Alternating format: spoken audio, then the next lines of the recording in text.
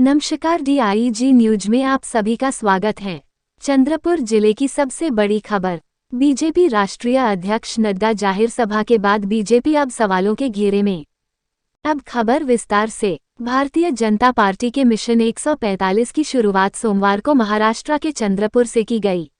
देश भर की ऐसी 145 लोकसभा सीट जहां भाजपा के प्रत्याशी पिछले लोकसभा चुनाव में 60,000 से कम मतों के अंतर से ही हार का सामना करना पड़ा, और वही भाजपा ने लक्ष्य केंद्रित करते हुए आगामी लोकसभा चुनाव के मद्देनजर चुनाव प्रचार अभियान की भी शुरुआत करते नजर आ रही है भाजपा।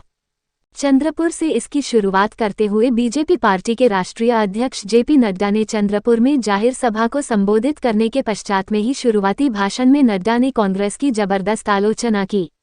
उन्होंने पूर्व मुख्यमंत्री उद्धव ठाकरे पर भी निशाना साधा और नड्डा के जाहिर सभा के भाषण से भाजपा कार्यकर्ताओं में खासा प्रभाव भी देखने को मिला। भाषण को लेकर जाहिर सभा के शुरुआती भाषण में अहीर के भाषण के समय नारे नहीं लगे, पर जैसे ही सुधीर मुनगंटीवार के भाषण से पहले ही ऐसे नारे लगना कहीं न कहीं लोकसभा उम्मीदवार के दावेदार तो नहीं, ऐसा जाहिर सभा में देखने को मिला है।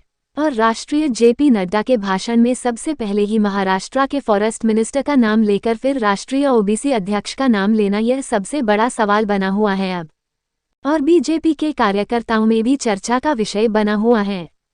और तो दूसरी ओर जाहिर सभा के समाप्त होते ही नड्डा स्थानिक नेताओं के घर पर जाने पर भी अकेले नड्डा ही गए, कुछ नेताओं के घर पर, कुछ नेताओं ने घर पर जाने से दूर ही रह गए।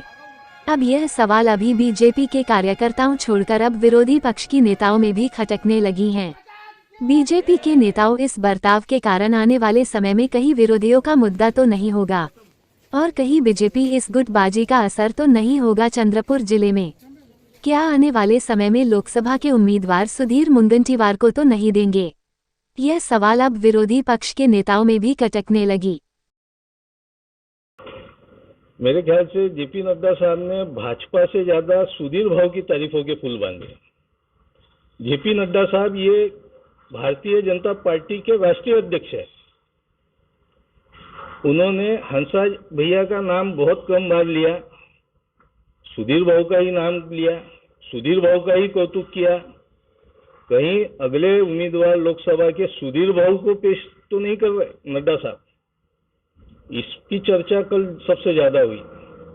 मुझे कुछ भारतीय जनता पक्ष के लोग भी मिले, उन्होंने कहा कि सुधीर भाव ने बहुत अच्छा कार्यक्रम लिया, सुधीर भाव के नारे लगे।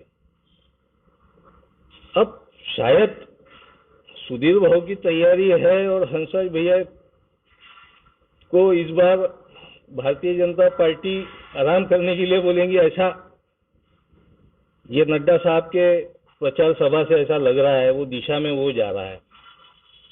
और बाकी भी कुछ बातें हैं कि